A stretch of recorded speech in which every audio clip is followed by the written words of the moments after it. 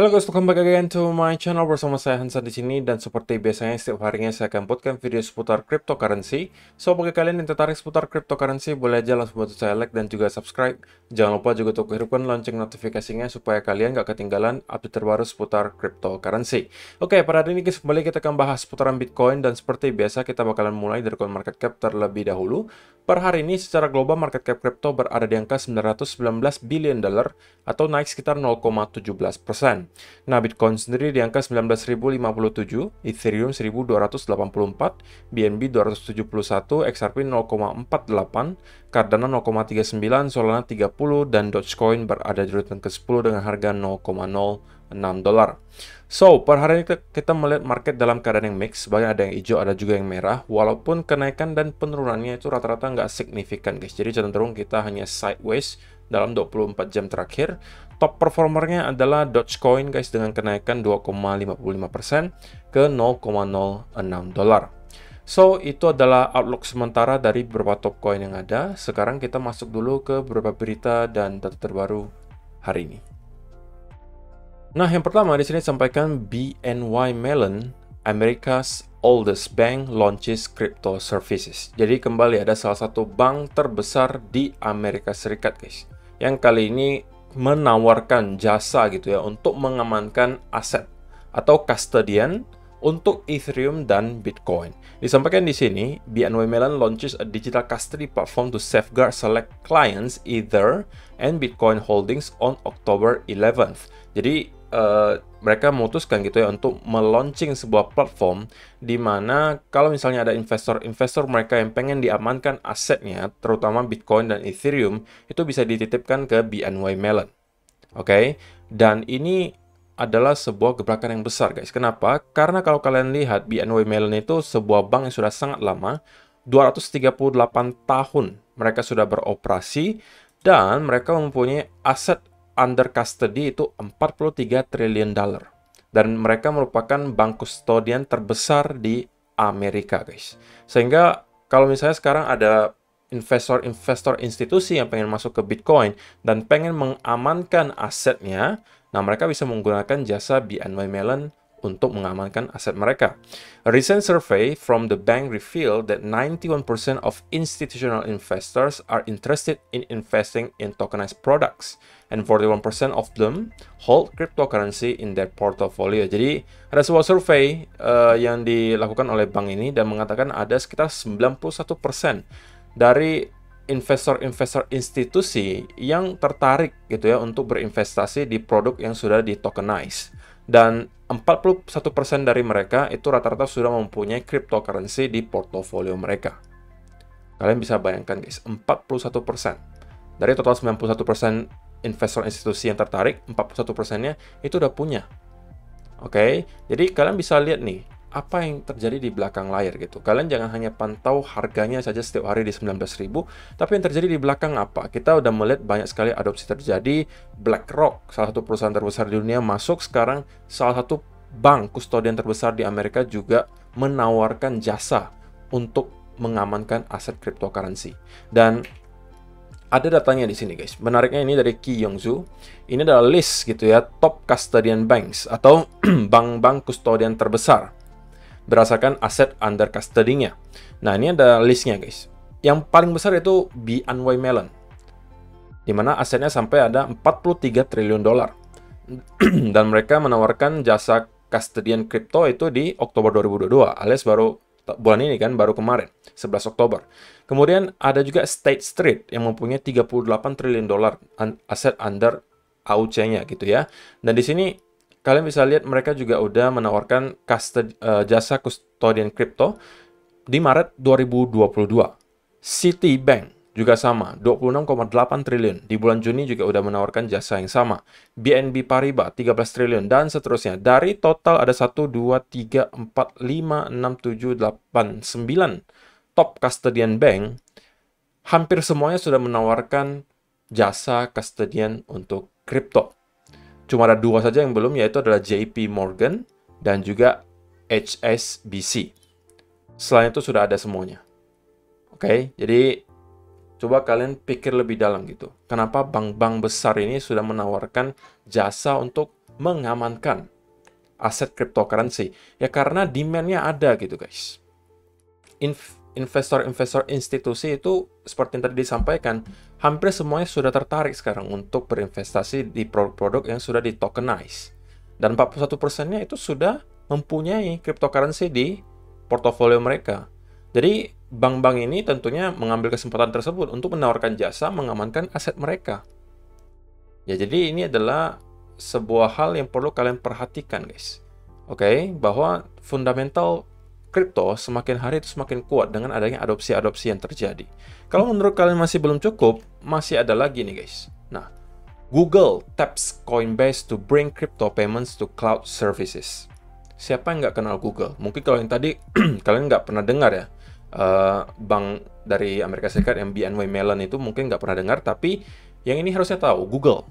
Mereka sudah akan menerima atau sudah akan bisa menerima pembayaran melalui cryptocurrency untuk cloud services-nya. Dan mereka bekerja sama dengan Coinbase untuk melakukan hal tersebut. Jadi untuk orang-orang yang nanti pengen menggunakan jasa cloud services dari Google, ini baru akan berlaku di awal tahun depan ya guys. Mereka akan bisa membayar menggunakan Bitcoin dan juga Ethereum via Coinbase. Sekali lagi, ini adalah salah satu perusahaan terbesar di dunia, guys. Oke, Coinbase. Kemudian, sorry, bukan Coinbase, tapi Google, Facebook sudah masuk ke Metaverse, gitu kan. Mungkin yang belum, ya sisanya Apple, gitu kan. Kemudian mungkin Amazon. Tapi Apple juga, CEO-nya menyampaikan sendiri, dia juga pribadi mempunyai exposure terhadap kripto. Dan juga ya mungkin masih ada beberapa, tapi sudah mulai start banyak perusahaan-perusahaan terbesar di dunia yang mulai nyemplung ke dunia cryptocurrency. Oke, dan ini adalah menurut saya berita yang sangat positif. Apalagi Google gitu kan, sekelas Google. Sekarang udah bisa menerima loh guys, menerima pembayaran melalui cryptocurrency, khususnya Bitcoin dan Ethereum di awal tahun depan untuk cloud services-nya. Jadi, bagaimana menurut kalian guys? Apakah dengan adanya beberapa data-data berita seperti ini membuat kalian lebih confidence atau kalian justru nggak happy ketika ada perusahaan-perusahaan besar seperti ini masuk ke dunia kripto? Kalian boleh kasih komentar kalian di kolom komentar di bawah. Nah, sedikit untuk data on-chain hari ini guys. Kita melihat dari On-Chain College. The Bitcoin supply less active 1+ year has officially crossed 66%, a new all-time high. Put differently, over 12.6 million coins have not moved in at least 1 year. Jadi ini adalah kembali sebuah data on-chain yang menunjukkan bahwa dari cycle ke cycle itu semakin banyak long-term holdernya guys. Oke, alias semakin banyak orang-orang yang yakin bahwa kripto adalah future sehingga mereka sudah menyiapkan dari sekarang, mereka beli kriptonya dan di hold, tidak diapa-apain lagi. Dan ditunjukkan di data di sini bahwa ada sekitar 66% dari total circulating supply-nya Bitcoin itu sudah tidak digerakkan sama sekali selama lebih dari 1 tahun. Alias kalau dijadikan nominalnya itu sekitar 12,6 juta koin Bitcoin itu sudah tidak bergerak selama lebih dari setahun. Dan ini merupakan angka all-time high-nya guys. Sebelumnya kita melihat all-time high itu di tahun 2020 ketika itu kita melihat Bitcoin kembali mendapatkan rally di bull market. Tapi menariknya kali ini walaupun kita berada di bear market tapi kita melihat hal ini terus meroket. Oke, sekali lagi ini menunjukkan bahwa yang terjadi di belakang layar itu semuanya cenderung mengarah bahwa kita secara fundamental itu semakin kuat. Oke, hanya tinggal menunggu saja demand-nya kembali datang. Dan harusnya kita bakalan melihat Bitcoin kembali naik ke atas.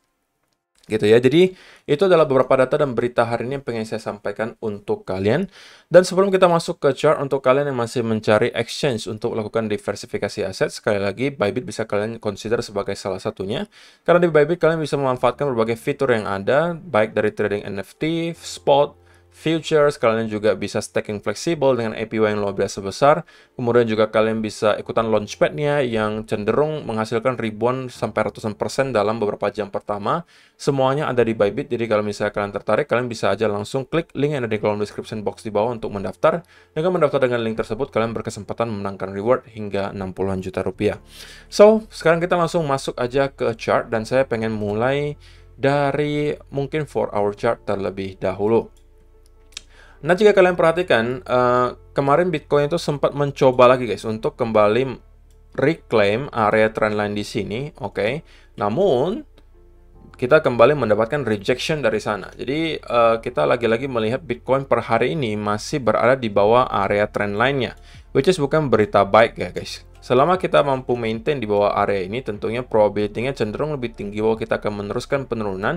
Next area major support-nya itu adalah di sekitaran 18.500 sampai 18.300. Nah, kalau sampai gitu ya, kalau sampai kita tidak mampu maintain area di sini, saya rasa chance-nya akan sangat besar bahwa kita akan langsung melihat lower low baru tercipta.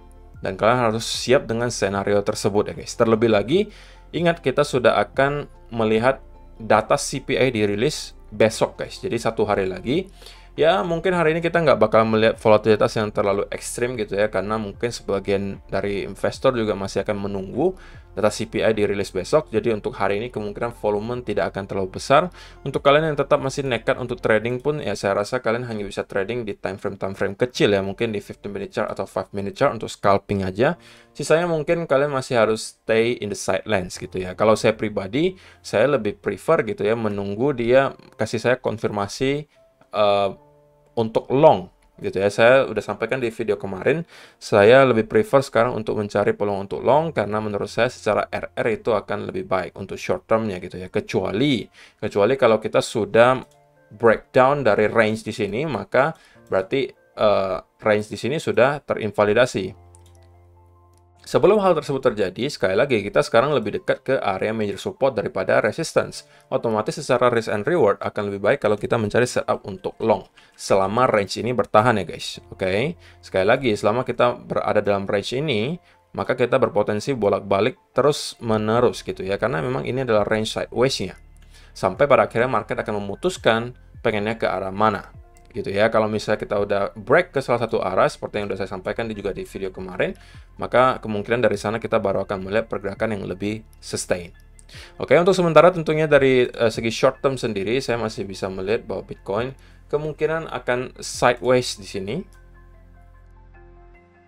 Dan ini kalau misalnya kita melihat ada ranging sideways di sini, ini adalah pertanda besar bahwa kemungkinan kita akan kembali menuju ke sekitaran 18.500. Kalau misalnya bulls akan mencoba lagi untuk reclaim area di sini, oke, ini juga bisa membuat kita membuat pattern lainnya, gitu guys, yaitu adalah kita bisa melihat adanya potensial inverse head and shoulder, gitu ya. Tapi ini tentunya masih terlalu awal untuk kita bahas. Yang pengen saya lihat kalau misalnya bulls pengen mendominasi lagi adalah minimal gitu ya. Minimal kita harus reclaim dulu kembali di atas area trendline di sini. Baru mungkin dari sana kita membuat bullish continuation pattern.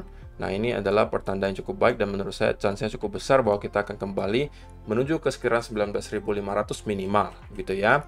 Jadi sebelum kedua hal tersebut terjadi, sebelum kita reclaim ke area di sini atau kita kembali ke area 18.500 dan kemudian membuat reversal pattern seperti yang terjadi beberapa kali sebelumnya seperti di sini misalnya double bottom gitu ya. Di sini juga sama. Kalian bisa lihat. Sebelum hal tersebut terjadi, ya sudah saya akan menunggu dulu di sideline sembari melihat gitu ya market itu price action-nya seperti apa. So far yang bisa saya lihat adalah volumenya masih cenderung sangat kecil. Kita hanya ranging saja di sekitaran sini selama 24 jam terakhir. So bagi saya nggak worth it untuk saya trade gitu ya. Jadi itu aja sih untuk hari ini guys. Terima kasih yang sudah menonton sampai selesai. Semoga bermanfaat video hari ini dan kita bakalan ketemu lagi di video yang berikutnya. Bye-bye.